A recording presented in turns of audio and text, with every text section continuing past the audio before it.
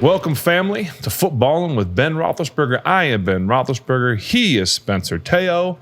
And if this is your first time joining us, welcome. If you're part of the family, welcome back, family. We got a great episode for you, a plethora of thoughts, ideas, topics. Not a big plethora, a small plethora, but we've got some good stuff to talk about. We're going to hit on Big Night Aht. Yeah. We're going to hit on an amazing weekend of golf, the Masters. How do you not talk about that? We will hit on some Steelers quarterback thoughts, the Aaron Rodgers saga. What's going on there? Rodgers watch. The Rodgers watch. We're going to hit the family dinner. We have a big announcement to make during the family dinner. Evan is here, so we are going to talk to Evan a little bit, but we have a big announcement to make, so stay tuned for that. Some really cool things that we're going to talk about. And just like every good footballing episode, so those of you that haven't seen this before, this is how we start this show. That's right. And the family, you know what's coming. Spence, how do we start this thing off? We're going to start with a nice cold beverage. Amen. Yes. And actually, all of the beers that we're going to sample here today were given to us by the good people over at Southern Tier Brewing Company. That's right. I'd punch in, but I can't do that. Sorry, guys. Just two guys in the basement, man. Yeah, so they sent over a bunch of beers. Now, Southern Tier, that might sound familiar to you, Ben, not only because it's a phenomenal brewery, but they got a location down there in the North Shore. Yes. Go catch a game, grab a beer. I think they got good burgers there, too. So we're going to try that. Thank you, Southern Tier, for sending this stuff in. I'm excited. And the pack looks like it's like packed with IPAs. Yes, this is an So IPA. we're doing IPAs. I'm glad I got my workout in this morning. I don't know what Evan's preparing up there, but I'm sure it's going to be delightful. Evan, I hope what you're... Mom! Hope whatever you're cooking goes with IPAs. Don't IPAs go with everything, Yes. though? You know, here you are, my friend. All right, I'll give that to you. I'll give you the old breakdown. Now, the one we're gonna journey into heavier ones. This one's a little fella. Oh, okay. It's a 4.8% alcohol. Right. Okay. It's called Smooth Rider Session IPA. All right. It says, go ahead, kick back, take a ride on the smooth ride. Citrusy hops and subtle sweet malts finish dry and smooth, so you can shift gears into easy drinking and all day sipping. There you go. I would like to dedicate this first one Yes. to our good friend Brendan Conley, Oh, there he is. who has been working his tail off, and today is the final day of his crazy work schedule. Yes. So this one, my friend, is for you. Hey, there you go.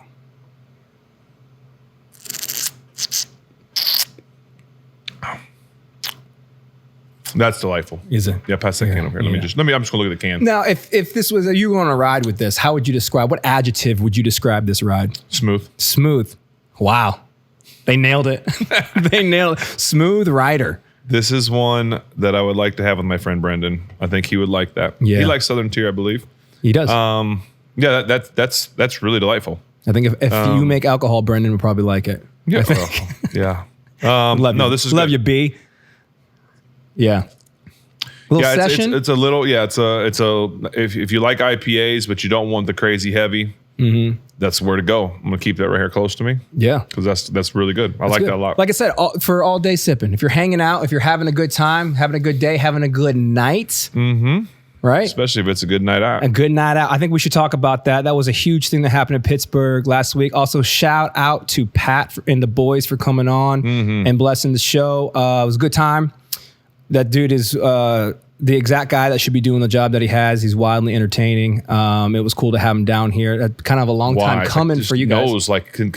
Knows, remembers people's. I mean, everything. It's crazy. The amount of knowledge that he spews, not just here, but like on his show that they do every single day for hours, is unbelievable. He might actually be AI. He might have been created by ChatGPT. The recollection he has, the breadth of knowledge he has on every single sport is. It's a lot of fun to watch, and that's why we watch. That's why we tune into his show. So, Pat, appreciate you. Yes. Also, Nick, man, he was down here. I believe Bruce is down here as well. You guys are awesome. We didn't get to see your boy Tone. He didn't stop by. No, that's all right. Nope. I guess he doesn't like the Steelers or me anymore. No, you'll have to swing by. We'll have to swing by Indy. You jump on his. Okay. Yeah, how about that? But they came to town and they put on a fantastic show. It was unbelievable. It was insane. crazy. It was the most Pittsburgh thing that could have ever happened. Crazy. It was like a Yinzer explosion. I don't even know, like if someone were to be like, hey, did you do something? If someone didn't know anything about it, okay? How would you describe just completely like, hey, I did this thing from Pat McAfee. Oh, what'd you do? I don't know. I don't know where do I start? Like that's what I would say to someone. Where do I start? The amount of things that were going on in that arena, the amount of people that were there, from concerts to comedians to sumo wrestlers. Are you kidding me? Yeah, just throw that in. Athletes on stage doing, I mean, just the things that were going on. And I would say this too, and I would tell Pat this, for the first like ever time doing it, okay? I would say this, I guess, and you would know way better than me because you did this for a living for a long time. Yeah. If you're producing something, especially at that level, there's going to be things that like, even I would guess, even if you're doing it for like, if you've done a dozen of them, there's always going to be things that you could probably like tinker with, tweak a little bit. Oh, I didn't like this. Cut. What do you call it? Trim the fat? Whatever you want to call it. It was their very first episode. It went for like 4 hours or something crazy.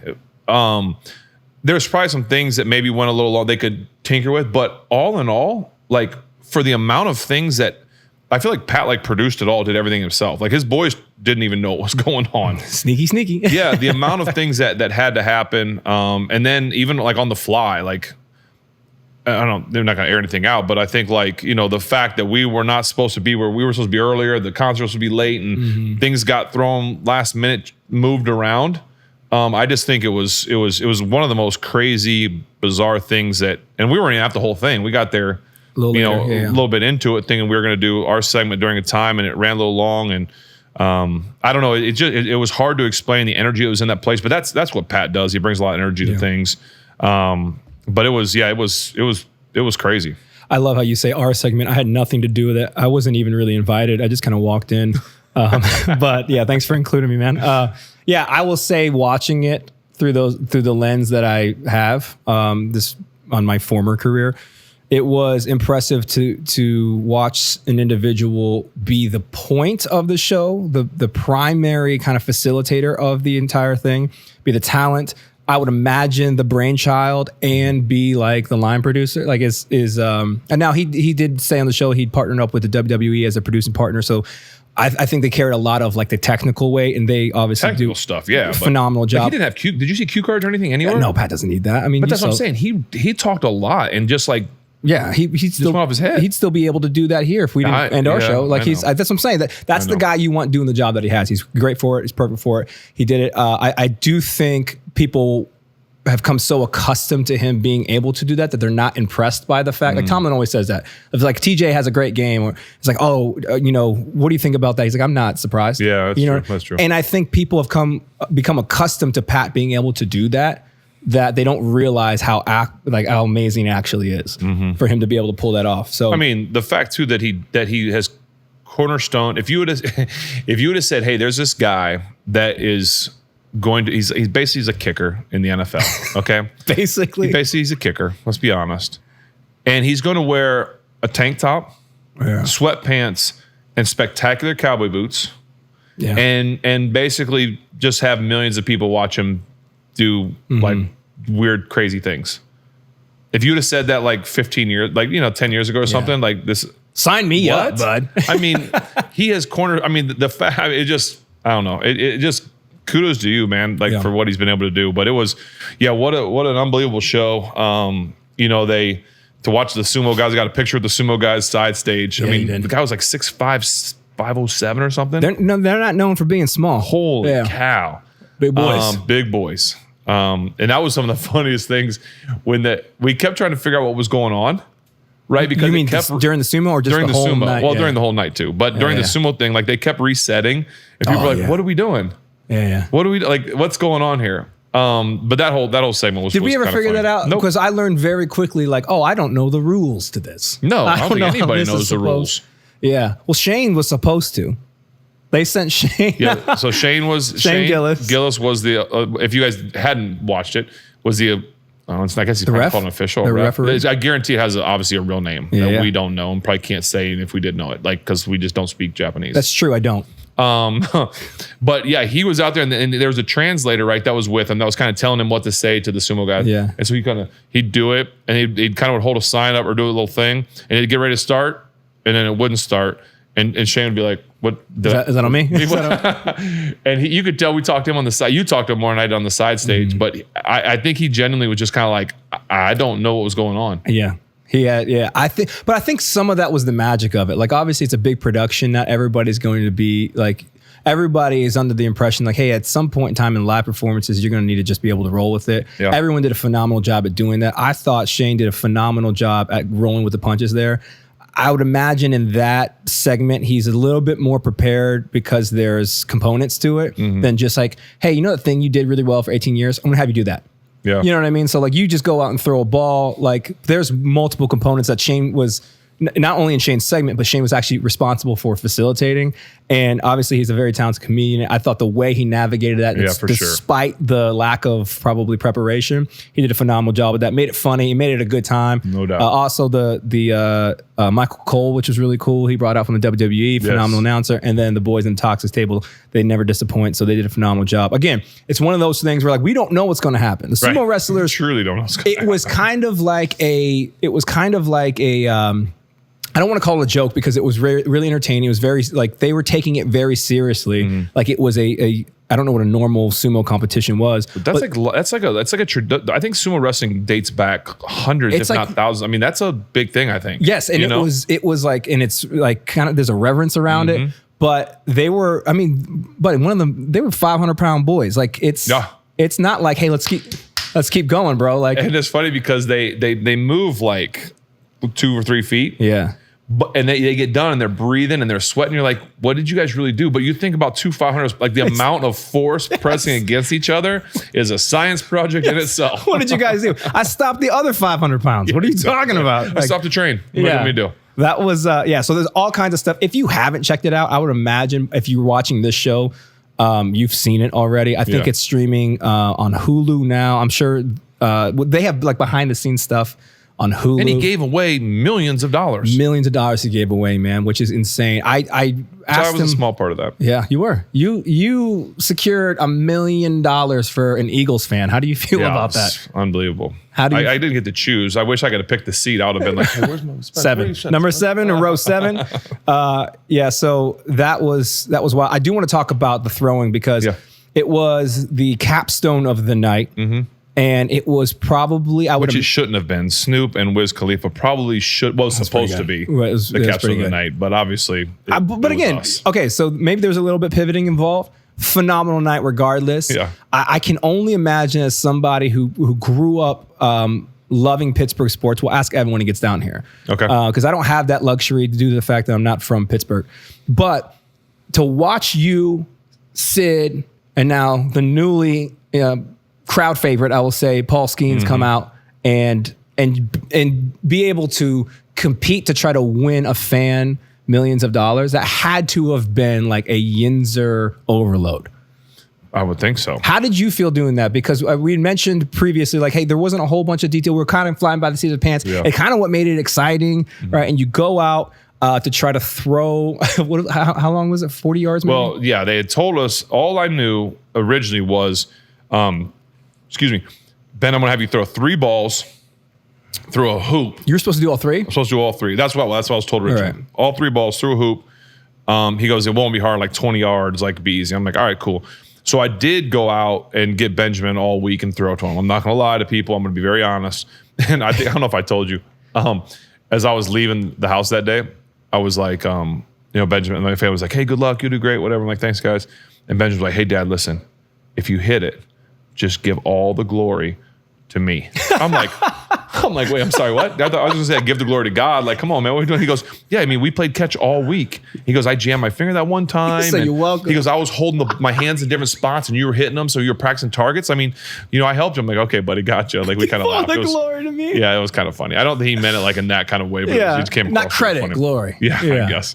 Yeah, maybe it's credit, glory. I don't know what he said. Either way, it was funny. Jam, my man. Yeah.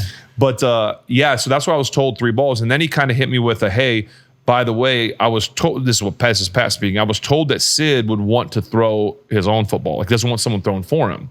he's a competitor. He wants to do it. And they're like, but I don't know that Paul can throw because of baseball. Like, what's their? Sure. And I was like, all right, cool. So just let me know. So then when we get there, it's like, hey, all three of you guys are going to throw one. And then it's like, oh, okay. Because in my opinion, or my thoughts were, okay, you get 3 balls. And he did tell me that each one was going to be for like $1 million or half. And I forget what the number was when he first told me. And I was like, okay, if I get 3 balls, like I'm going to hit 2 or 3. I feel pretty, I know I'm going to hit 2 or 3. Yeah. I know it. There's a pretty good chance I'm going to hit all 3. Like, I feel pretty confident about that. But, nerves, you get a little, whatever. And again, I hadn't thrown in a while, I didn't throw in a Benjamin. But I was like, I'm gonna hit it. And then when he hits you with you only get 1, and we're like, okay. And then they're like, you're gonna stand at the front of the stage, and there's the thing. We look, and I'm like, that's not 20 yards. That's over 30 yards. And I'm like, again, I still would feel pretty confident, but it's just like one throw, all of a sudden, what if it just, we talk about on this show. I don't plan on throwing interceptions sometimes, but sometimes the ball comes out of your hand wrong. Right. I don't know. But shout outs to Derek, by the way. Derek, my guy, thanks for getting the footballs ready for me. Yeah. And so, it was just very nerve-wracking. Very nerve-wracking. I'll say it was nerve-wracking because we're standing like backstage, side stage with Paul, who I got to meet for the first time. What an unbelievable human being. I texted him and told him just how I love his humility. I love the professionalism that he is, and I hope it never changes. I mean, just we know the competitor is. We know how great he is. He has every right to have this moxie and this kind of like cocky confidence to himself, and you wouldn't get that. I mean, just a super nice guy and a big son of a gun. Yeah, he's bigger than I am. Not small. No, Paul Skeens. He'd play tight end. Would have been amazing. Yeah, but we're standing side stage, and how you find a tall athlete. You're like, hey, buddy, can you catch passes for me? Hey, just immediately recruit him. Good tight end right there for your offense. And then Sid was with us, and Gino and Latang, all those guys sides. But anyway, so then Paul kind of hits it with like a, hey, like you want to like warm up? I'm like, yes, absolutely, I would love to. And then Sid was like, I'll go. So we go out into the tunnel, like we get the football, and like, let's just throw a couple, because I'm telling these guys, listen, it's not 20 yards. This is going to be a little more than y'all think. So as I'm going into this whole process, I'm like, okay, I anticipate Paul's probably going to hit it because he throws for a living. Pretty good at it. I've never seen Sid throw a football before in my life. Me neither. So I don't know what to expect there. Now, Sid is an unbelievable athlete. I expect greatness because he is great. But, I mean, listen, you ask him to shoot a hockey puck at that ring from like 100 yards away, I expect him to hit that. Yeah. Football, I just don't know. We go in the tunnel, Sid throws like 2 balls, and I'm like, all right. I still don't know what to expect. We're only like 15 yards apart, too. We got to like double, almost like, 2.5 this. I'm like, all right, Paul, let's play a little catch. Paul throws a heater at me. That first one was cooking, bro. And I was like, Paul, we're like 15 yards apart, bud. What are we doing here? And the funny thing about it, so then I throw it back, and I don't throw it hard, obviously. I'm just kind of getting loose and everything. And so we throw a couple, and I kind of joke with him, like, Paul, back off a little bit, bud. And the funny thing is all my career and life, because I play as a quarterback, people always wanted to protect my hands, right? Because the last thing a quarterback, you jam a finger, it's like, that's disaster zone. So anytime you would watch us warm up for a game or anything, Derek was always catching. You always had someone catching for you because you just don't run the risk. This is the first time in my life and career as a quarterback and ex-quarterback now that I was more concerned with the other guy's hands than mine. I mean, I never worried about a receiver jamming a finger because that's what they do for a living, right? And I was like, someone needs to catch for Paul. I didn't. Now I'm worried about Paul. Like, Paul, you can't get hurt, man. Then I'm gonna be people get on me. Dude, I went over and tried to catch for him. I walked in. Hey, man, you want me to? Pittsburgh, you hear that? Listen, Spence is trying to save the season. Listen, man, like this, we need this young man. We need him. All right. I tried to catch for him, and the true competitor that Paul was, he's like, no, I got this. It was a quick, like, dude, I'm throwing with 7 right now. Like, well, then my mind is like, it better be a good spiral and it better not be hard. Don't let him get anything crazy. Yeah. But so we warmed up in the back, and it was just funny. He did throw a heater at me. But it was 10 minutes before you had to go throw. Yeah, it was pretty quick. It was like, let's get ready to roll. This is what I haven't got to ask you this yet, but obviously you did this for a living. Everybody in that arena, I assume, believed you would just drain it. It would be a layup. Yeah. Like I didn't think. I kind of did too, a little bit, but right. Well, I would hope so. Well, I didn't think Sid would make it. So if you hadn't seen it, Paul got 2 throws, got really close, but didn't make it in the hole. Sid drained it, and then you drained it. But which made me way more nervous when Sid made it. Okay, so that was what I was going to ask you, because Paul goes, I'm like, okay, professional thrower, and it's not like he was way off. I'm like, oh, this might be a lot harder than we think it is. What were you thinking going out? Like, were you like, okay, I'll just throw it? When Paul missed, I was like, okay, I feel good, because he's like the new local hero. He is who he is. He's a thrower. He missed, and I was like, all right. And I love you, Sid. No offense. I didn't know if Sid was going to hit it, and I just didn't know. I'm not going to say I didn't think he was. I didn't know. And now Sid was talking to me. He's like, hey, do I aim like way over? Where do I aim on this thing? And I was like, well, see that it says a night up there. Aim for the eye. That's what I would do. I'd aim for that part. Don't try and drill it. Put a little air on it. And Sid, first one, just right through it. And I'm like, I was happy for Sid. But your heart just got... But I was kind of like, man, because if Sid misses, then it's like, I got this one. Yeah. But when Sid hit it, the non-thrower in the group, the stick and putt guy threw it and made it. Then I was just like, oh my goodness, like I have to make it now. I have to. There's no choice. My hands got a little more wet, a little slippery, and so it was just like, okay, I got to hit this, and I made it. It wasn't. I'll be honest with you. When it came off my hand, I thought I missed. Thought it would be a little low. Oh geez. What was your plan if you would have missed that? What were you gonna do? You would have gotten another throw. I would have gotten another throw. I probably would have I don't know. I would have made an excuse or something. Someone got me. Just roll your ankle. My elbow, shoulder. Or I would have just said, hey, I think I saw Aaron Rodgers in the back. You want to have him go throw? Which, dude, we're going to address that. We're definitely going to address. I was standing next to Cam on the side stage. I was like, hey, man, once you go up and rush him, he might feel a little bit more comfortable. Yes. I was like, just go ahead and rush him. Kiesel. I need Kiesel and Cam to come get me. Well, dude, the funny part, Sid, ice water in his veins, man. He was standing we were on the side. We had him and Shane was on the other side. And Shane just kept leaning over like, dude, I'd be so nervous. He kept trying to get in his head. But if you think about it, Sid's the only one that shouldn't have been nervous. Right. Because he's like, I'm not supposed to hit this. But Shane was sitting there the whole time like, that's far, bro. And I'm like, dude, you might be legit in his head, man. He's like, I know, isn't that hilarious? And then he drains it. And then Shane looks over me like, guy's pretty good. Yeah. Guy's pretty good. Yeah. So anyway, I was a little nervous, but we got it. So it was all good. But yeah, what a night, Thanks, though. Benjamin. Yeah, jamming. Did it. What a night, though. Pat, thanks again for doing that for the city. I did ask him when he was on the show if this would be the first of many.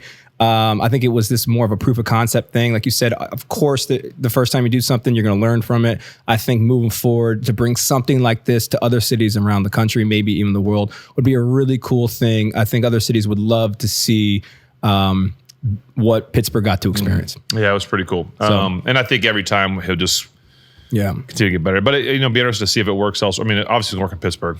You got those guys there, but it's got a great recipe, and he's got fans everywhere, so it could work. Yeah. So you did mention Aaron Rodgers. So one of the bigger storylines coming out of Big Night Aht was people believe that Aaron Rodgers would come out and announce that he's signing. We kind of thought maybe there was a chance too. So you asked him on the show. He said no. I didn't believe him. You didn't believe him. Sorry, Pat. I didn't. I thought he did say to me. He told me a week leading up to it or something, because I asked him, I said, is Aaron coming? Yeah. And he goes, no. He goes, but if he is, I absolutely will take him. That'd be huge news, right? So I still kind of thought there was a chance he was going to sneak out and do something, which would have been, that place would have, the roof might have came off that place. He did not obviously announce there. So, it would have been crazy, but it does lead down the road of we talk about the Steeler quarterback situation and what's going on now. I did say on this show, we were talking about kind of, I've every week kind of made some sort of called a prediction, but thought. Yeah.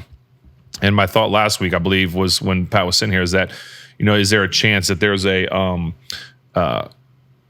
team out there that we don't know about yet that has a quarterback that maybe is injured? I believe I said that. Something along those lines, right? Like a football prophet in his prime. I mean, and then what news did we learn this week? We learned that Derek Carr has a shoulder injury and I think it was shoulder, elbow. I think it was shoulder. Yeah. That may miss the whole season. Sheesh. I'm not going to confirm or deny if that's the quarterback I was talking about, but kind of unique. I So know is something that you don't know, and I got something to tell you. is that gonna that's a new door that's opened up in the Saga, right? Everyone was talking about it. Minnesota, that door we thought kind of closed. It's Pittsburgh. It's retirement. It's maybe wait till the season gets going when you lose a potential quarterback on a team that is a contender. And then it's just up to Aaron. Do they want Aaron? Would Aaron want to go there? Would they rather go to the draft? So there's still a lot of questions, but it's still interesting that is there. 100%. I mean, is that do you think New Orleans is a team he'd want to go to? I don't know. I don't know what the OC, head coach, offense. I don't know. Well, what I know Kellen Moore is now there, and Kellen Moore was was in Philly, just won, and so I know he's a really good coordinator. Again, I don't know anything else about that team, to be honest. I don't know what their offensive situation's like. I don't know how good they're going to be. I know they have a great fan base. I know you get to play in a dome, which is always awesome for a quarterback. Perfect weather conditions. There's some quarterbacks that got to do that a lot in their career, so that may be something that entices him, just because of that part of it. I saw something today. I don't know. I wish I would have paid attention to it, but about him wanting to go to the Niners because he's from out there. Yeah. Well, then they'd have to do something with Purdy, obviously. When's Purdy's? They got to do something now. Now, okay. Yeah. So I guess that could happen, but there were talks of Purdy and TJ Watt trade swapping and stuff like that. So people are throwing stuff out like that. Can we address this? I don't know the pulse of the Pittsburgh Steelers fan base on this, but brother, if we get rid of TJ Watt, we might burn the city down. Yeah, I don't think that should happen. I think you got to try and you got to get a quarterback. I don't think you get rid of TJ by any stretch of the imagination, but it does. There have been other talks this week. So anyway, that's kind of our Aaron updated saga. No one knows anything, but that is a new unique wrinkle thrown in. Yeah. The other thing that I think was talked about this week is the possibility of Shedeur Sanders sliding down the draft a little bit. So I've heard that. Do you think that that's a plausible? Well, again, I'm not drafting. Every team's going to feel some kind of way, feel whether they want a guy or not.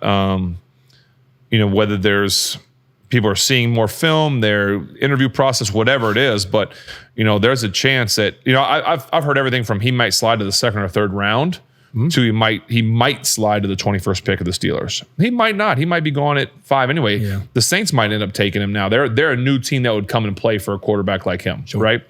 I think if he's there at 21, the Steelers are going to have to take all the time on the clock to make sure to evaluate if they think he's the right move for this team moving forward.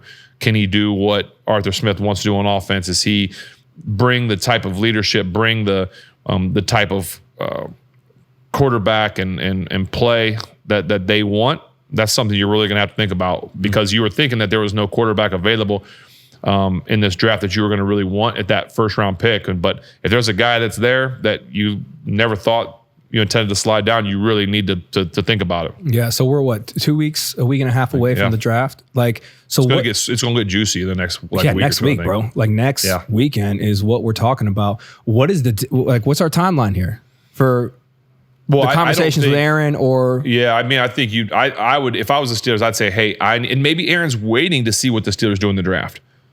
Maybe it's okay, sure. Aaron's like, I don't want to come to the Steelers if they drafted a first-round quarterback that is now going to be sitting behind me all year, where if there's a game or something where I don't play good or whatever, which I can't imagine Tom would ever bench someone like Aaron Rodgers, but if there's moans and groans going on in the city and Coach T's hearing that, he may kind of be like, let's give this guy a shot. We draft him first round.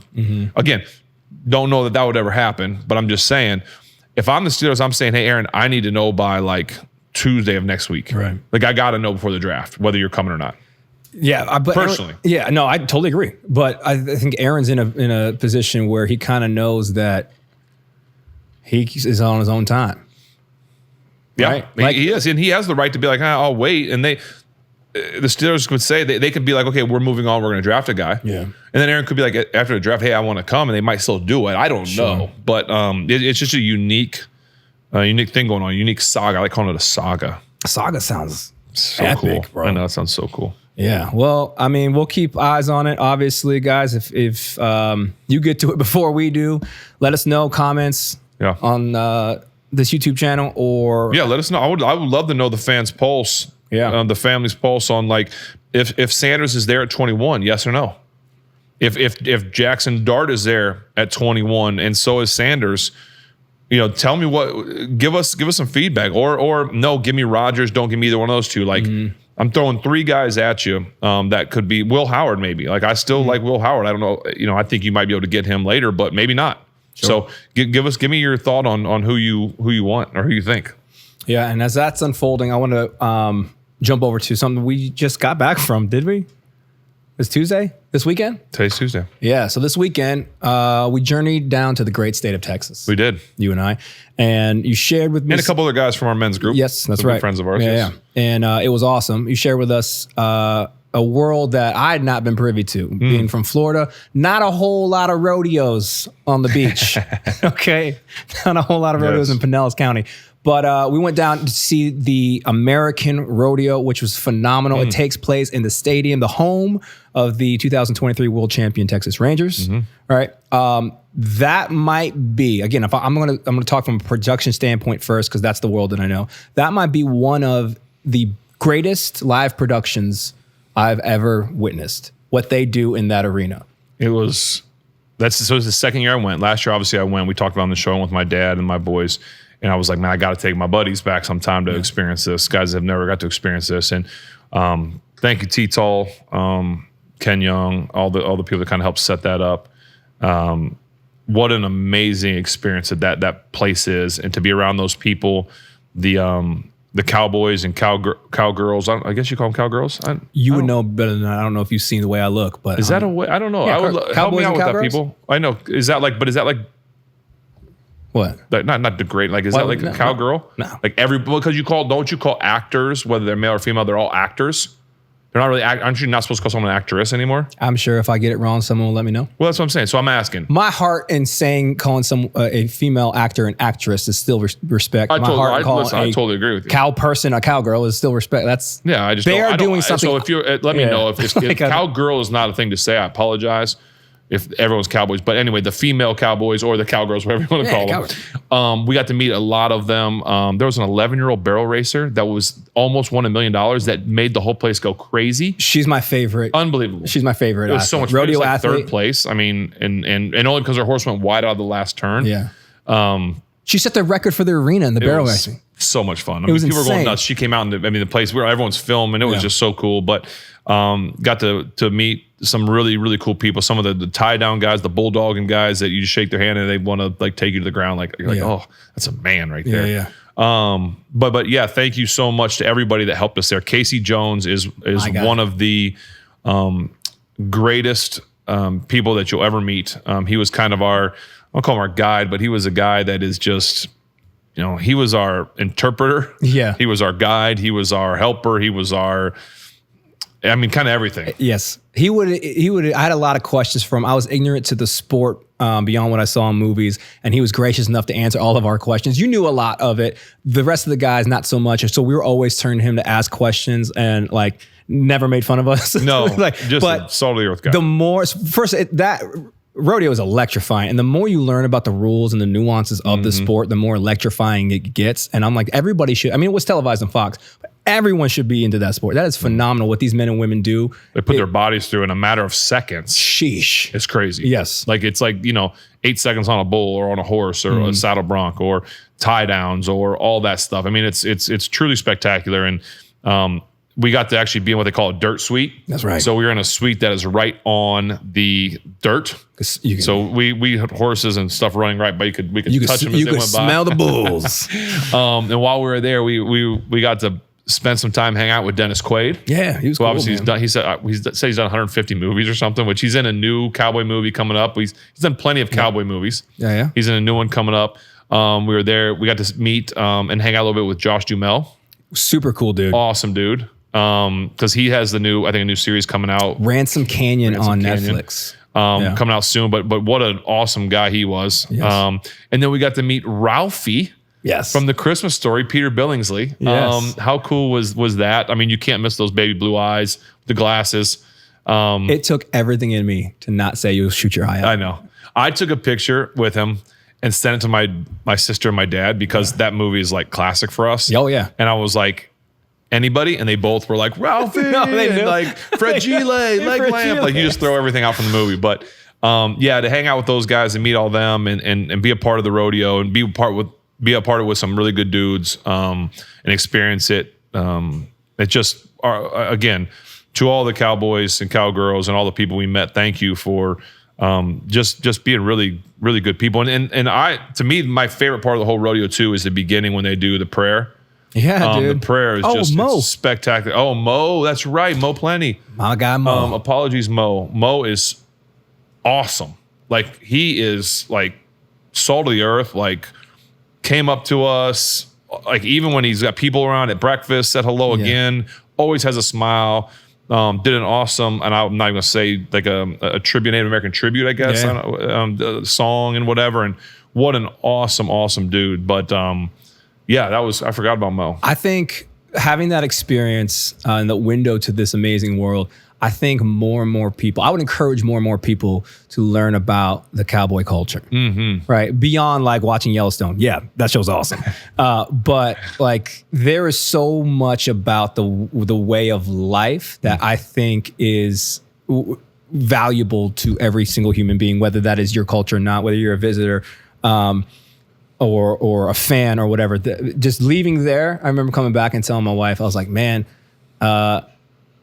I wish that was more native to me. Yeah. Like that way of life. There's the level of respect that they have for like bringing Mo in to do that tribute is an acknowledgement of the land that we're on, right? The sport and like caring for they say a prayer over the animals and the athletes. And it's just, it feels like MMA in that it's a respect sport. Yeah. There's no doubt. You know what I mean? It's like, so if and they're like rooting for each other. They have to help each other out so much. And honestly too, I would say like those of you that have watched it on TV, it's so much fun to watch, but if you get a chance to go to one, please go to one, because the pickup guys, like once someone comes off a bull or the roping's done or the guy comes off the horse, that horse or that animal is still running around an arena. Yes. Someone has to get that animal. And then there's also someone that has to get the cowboys off of the bull when they hit the 8 seconds or off the horse when they get the 8 seconds. And you watch these guys put it on the line to protect the cowboys and protect the animals too. It's spectacular. I mean, they're riding alongside, they're reaching over, they're trying to undo the straps. It just, the whole thing that it's not over when the 8 seconds is up, like when you're live. So if you get a chance to go to one, even if it's your local rodeo, find a place to go. If you can get to the American next year, do that. I'm sure the PBR does the same thing. They came to Pittsburgh. We missed it here. We'll get to it next year.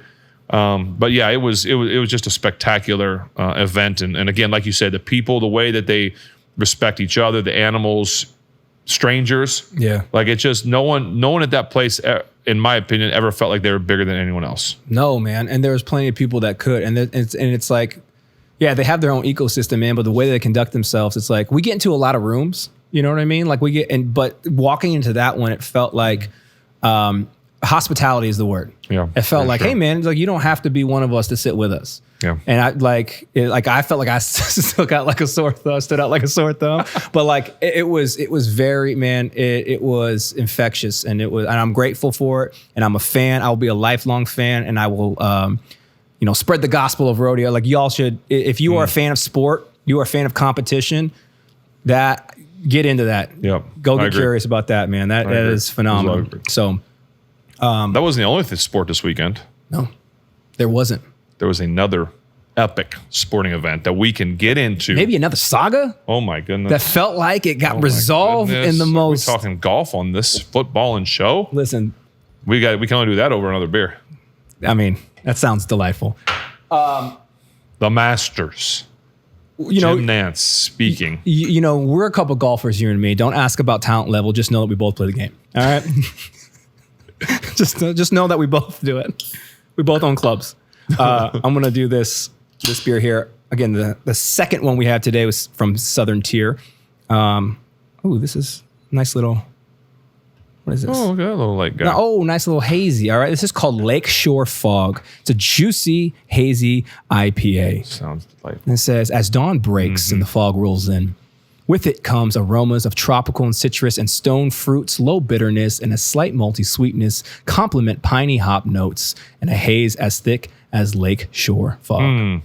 Nice. This one goes to you, Brendan. 6.5. Yep, that's a lake. That's a lake all day. Yep. I like that guy. And side note, whoever is designing Southern these Tier, thank you. labels, Southern Tier, you guys are crushing it. This is sick. I like that. Look at That's a good that. one. That one's dope too. Look at that. That's really good. I like that.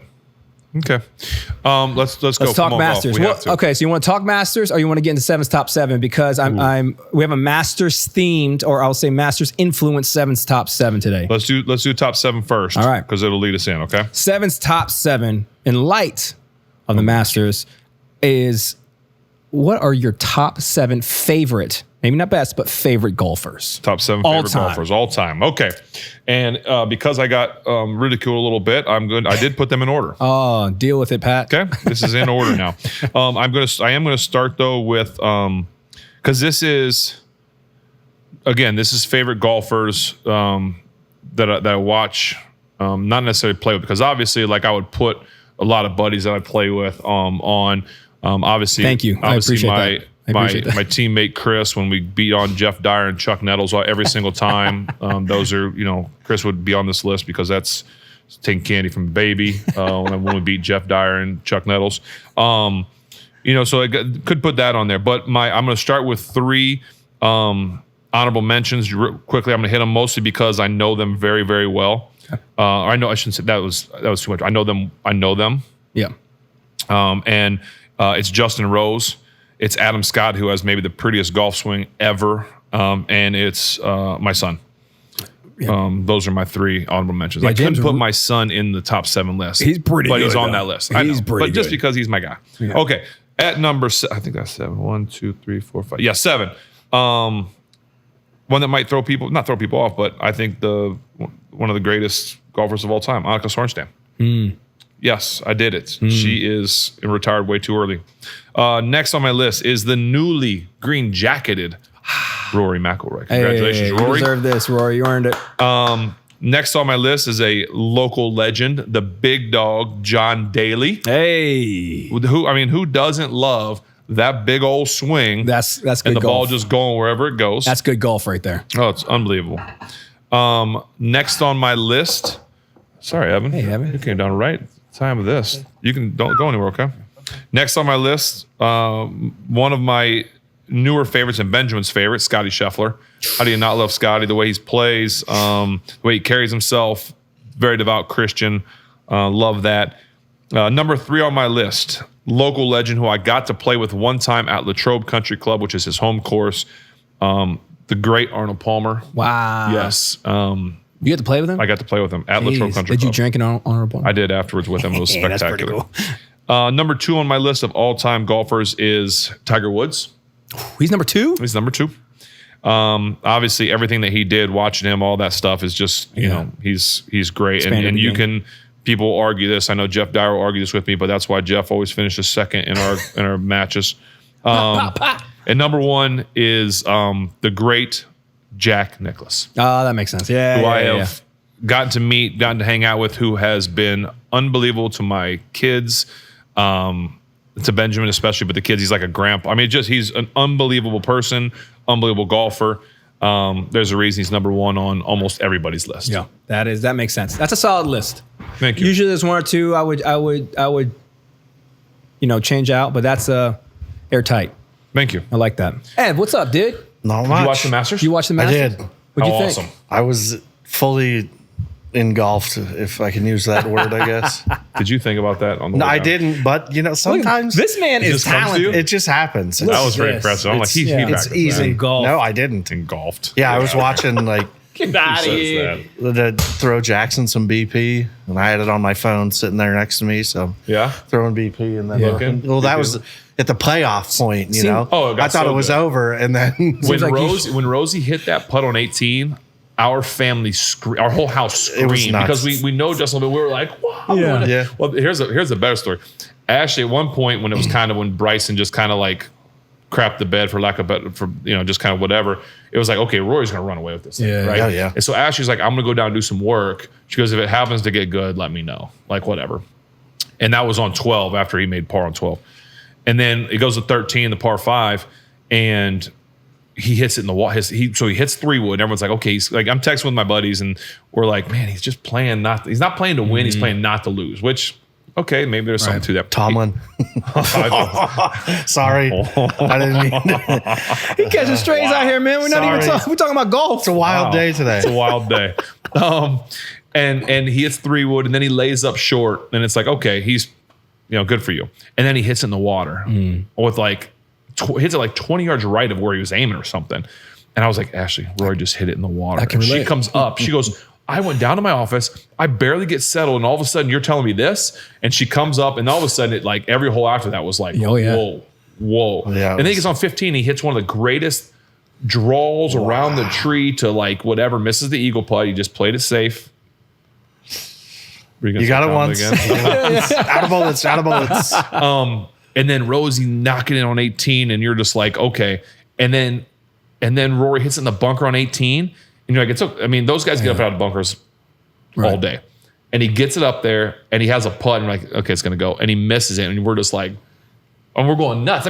Part of me wanted him to win, but then he's going against Rosie. I was kind of torn. You want good golf at this point. And anytime you get a playoff, especially in the Masters, dude. I would watch him play 18 more holes. Oh, yeah. 18 Yeah, it was. Let's keep going. It was pretty intense, and to see, DeChambeau fall off as quick as he was falling off was like, I thought it was going to be between him and Rory the whole day. Whole day. Back and forth, real tight. But no, DeChambeau just, I don't know. His luck ran out with his irons, I think. And putting, he couldn't putt. Yeah, his putting was terrible. I thought, someone asked me who I thought was going to win. I was like, I think Bryce is going to win it because I think, I use this analogy, I thought Rory was like a couple trying to get pregnant. When you're constantly trying so hard. You never do it. As soon as you stop trying, you make it. Yep. He's trying so hard to make it. He's not going to do it, but he did it. So he's pregnant. Congratulations. Yeah, that was awesome. Good golf. It was so much fun to watch. That's just the Masters to me is the best. It's Jim Nantz. It's everything about it. But then when you get that, that storyline get is, out of here. you couldn't write that. I was blown away by their menu. Everything's menu. Well, not only those, but at the event, you're paying $2.50 for a pimento cheese sandwich. Yeah. That's insane, and a peach ice cream sandwich. Yeah, that's right. That's I got real excited. You love that? I got real excited about the menu. Hey, that's for the people. That event's for the people. It tugged at the heartstrings. Yeah. It did. Food wise, It did. Speaking about food wise, Oh, what do we have? what do you got here? This is the fam. Well, hold on. Before we get going with this, for the newcomers, because we have a lot of people we think may haven't seen. We have now gone into the family dinner. Yes. This is Chef Evan. Welcome. He is providing this amazing food for us. He's going to tell us about it. We're going to try it, and then we're going to make an announcement. Okay. What? You get drafted by the Steelers? For what? They're looking for a quarterback, brother. I'm sure. I can't do it. All right, tell me what we have. All right. Closest to you, Ben, is just some poutine, but I did waffle fries instead of the traditional long cut fries. And then in the middle, I made a Southwest steak and ranch pizza. Yes. And then at the end, there's just some stuffed jalapenos, bacon on the ones on the left. And then Texas Twinkie, baby. You know what Texas Twinkie is? Isn't that the one that's wrapped in bacon? Of course, he knows what a Texas Twinkie is. Yeah, I was going to wrap them in bacon. I was going to, We but didn't know.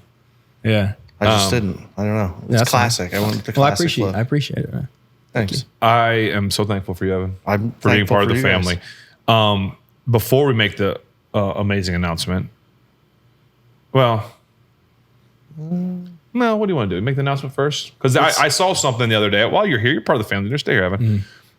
Spence, I saw something. What's up? A stool or something? Oh, no. You can't sit down. The microphone over his head. I've been He sitting sits all down. day. You just showed me a video Yeah, I of did. your daughter. Yes. Doing something pretty cool. Yeah. I would like to at least touch on that briefly because there's a lot of the family here that would love to hear. They're not going to get to see the video, but they would love to hear about the video. I think everyone would like to hear it. And then we'll make our announcement because that deserves so much more love than our announcement. Yeah. So the family dinner, for, like Ben said, is we usually take this time to have food, come together, talk about family. Sometimes our faith, sometimes this is some more sports stuff. But my youngest daughter, Ollie, she is 1 year old. I have a video of her that I got to show Uncle Ben. And she has like a little pusher, like a little. It looks like a walker. It looks like an old person walker, to be honest. But it's not actually. It's not even made for that. It's to hold blankets by our couch. Yeah. And she flipped it over, and I saw her like waddling on her knees, like pushing it. I was like, let me just try. So I stood her up, and she just started running with it. And it was the first time that she walked assisted, but not with that, holding hands, not holding hands, doing her own thing. And she straight ran. I mean, she probably ran. The one I showed you was like maybe 6 feet. She ran all the way through my kid. She might have ran 12, 16 feet. Wow. So like we talked about, she's walked like holding fingers or standing up, holding onto things or doing things like that. But this is like the first time that she got up, put her hands on something, and just used it as stability, but walked on her own and did it. And so for those of you that don't know the story, go back and check out the first episode. You'll learn more about Ollie, but it warmed my heart, obviously, and everyone else I know that is truly part of the family that would love to hear that story. I'm like, they got to hear the update because that's just So thank you guys for your prayers and I get asked a lot about her. She's crushing. So thank you guys. Yeah, she's doing awesome. So I'm so proud of her. But and I know once she starts running around, Big Sister is going to be going nuts. Yeah. So we're gonna dive into this, Evan. But as we dive into this, we have a special announcement to make. We have hit over 100,000 subscribers. Right. Wow. And you know what that means? The balloons and confetti are going to fall? Oh, yeah, they're going to do that at the end. We don't have the budget on this show. We don't have the budget for that on this show. We are giving the fans what they have asked for, they've wanted, a cookbook. A cookbook. Oh, man. Okay. Cookbook season 2. Are you ready for it? I'm ready. All right, we're going to do it. We're going to maybe create some sort of, we got to figure out. This one's going to be cool. We're going to level this one up, but we need ideas. We do. Because this one is our first one. Evan, can you grab that? Go ahead. You just grab it. Show, hey, like do like a there you go. Vanna White. This is the first one. There was only a handful made. Oh, who's that handsome man right there? Chef Ev, what's up? That's me. This is the first one. This might be the only one left, actually. Sold out super quick. We thought it would be a random item for the show to do, and it turns out, Evan, you want me to hold that, Evan? You're a big deal. You can wedge it on the thing with the popcorn. I didn't want to block the Steeler country thing. That's okay. That's the Yinzer in me. Yeah, I get it. It's sacred ground. Sorry. So we're gonna level up. Yeah. Yep. Let's do another one. Like, let us know, y'all, if you want a hard copy. Do you want the paperback? Give us some thoughts. Give us some ideas. I think it'd be fun to do something in the sense of like, okay, going into the football season this year, like whether it's like a, just kind of a page or two dedicated to each place we're going to play. Yeah. Right. Which we kind of did that last year, I think. Whether it's about like the food is from there, whatever it is, but then something that could be cool is maybe every if I have a really cool story or a game or something that we remember, we can talk about it on the page, Amazing. Yeah, because the way we did it last year is we had 3 like tailgatey items that paired up with each team that the Steelers played in that season. All right, so they're kind of influenced. So if they play Seattle, kind of influenced by Seattle, all right? But you've played all of them. Right. That'd be awesome to get stories or pictures or something to go along with each one. A little something. I lost from Mike. Who makes these stands? See that catch? Holy. Cat-like reflexes. I know. Look at that. Athlete. I didn't even see it. It was just it fell and it was picked back up before I even. No, I think that would be the fun. And then we'll sign. All 3 of us should sign a couple. Well, I don't want to ruin it. Why don't you sign that would be amazing. I will. I'll sign a bunch of them. I'll sign one for my mom. I'll sign a bunch of them. Stoked about that. But no, well, okay. Then let's ask the fans. Yeah. And now I'm not saying that if someone says yes, they're going to get it necessarily. But should there be 50 to 100 of them that all 3 of us sign? And if you guys say no, then we won't do it. Yeah, I definitely think there should be 50 to 100 of them that you sign. I mean, I'll sign more than that, maybe. Yeah. Oh, my man. My man. Yeah. My man. We make. We got to see. We got to see how many people want. Yeah. So anyway, that's our big news. That's great. The family. These fries are really good, by the way. Thank you. Can't wait to see what you guys come up with because you do all the pictures for it. You do all the cooking. I'll come up with some stories. There you go. But we'll make it fun. What a team. Look at us. Family. Family. On 3. 1, 2, 3. Family. Evan. I forgot to go up. I wanted to say the words. Wow. And then he got nervous. Just edit that out. He got nervous. Gosh. Well, I guess he's more of a team guy and less of a family I'm just thinking guy. about the cookbook. Can't win them all. All these different recipes. You nervous? It's exciting. No. Cooking is the one thing I don't get nervous for. Never scared. I'm in my element. Yeah. Nice. Okay. So all right. Well, thank you very much. Thank you guys. Looking forward to eating more of this. Did Ashley get some of this? She was so excited. There's some up there. She's like she has class today, as everyone knows. Well, I don't know if everyone knows, but she has class I do today. now. And she's like, "You guys doing a show today?" I'm like, "Yeah, of course we're doing a show." She says, "Evan coming?" I said, "Yeah." And she's like, "Yes, you're doing it." She goes, "You're doing a show." I'm like, "Oh, you said we're doing a show?" Like, no, Evan's coming. Yeah. Oh, okay. I don't watch that. She does. I will eat this food. Means there's food. That's good. Oh, all right, gentlemen. Thank you. Appreciate you, Evan. Enjoy. Yeah. So Cookbook is coming. The release date, we'll try to, I think it'd make most sense to try to line it up with the season. So maybe towards the end of summer as a kickoff of season. And we'll try to do some cool stuff with it.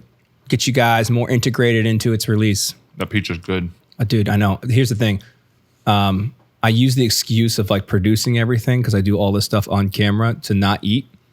But as soon as I cut this camera off, I'm gonna dive headfirst into that pizza. But yeah, it's been a good week. It's been a busy week. There's not much sports stuff, but enough for us to talk about. And I'm excited to see what happens with the Steelers as we're moving forward. We have the Pirates until then. We have Paul Skeens. That's, you know what? Spence, do me one favor. Let's finish this thing off right. Okay. Grab me that last beer. I can do it for you. Crack it for me. Yep. That's how we're ending the show in honor of Brendan Conley again. We've got to get Paul on the show. Oh my goodness. Paul, come down to the basement at some point. Let's talk Buccos. Let's talk life. Let's talk about your throw. Yeah. Golf. Let's play golf sometime. Let's get it together. He golfs? Probably. I think so. He's awesome. He's a cool dude, man. Yeah, he should fit this show. I mean, this would be great to have him down here. So that's going to be my goal. We get Paul down here to do the show with us. Yes. And do it the right way so that we can really figure out how to get the Buccos on track. Let's do it. All right, this last one. Spence. This is the Southern Tier IPA. That's it. This might be their flagship. All right. This is a timeless classic. As one of our original beers, IPA was developed at our home in Lakewood, New York, where our beers are still brewed today. Pine and citrus hop profiles balance with the light sweetness of malts, setting the standard for a classic American IPA. There you go. The proper way to go out. Again, if this is your first time watching, thanks for joining us. Family, we love y'all. Thank you for supporting us. 100,000 subscribers now. We're going to keep it going for y'all. This one for Justin and Brendan. Cheers.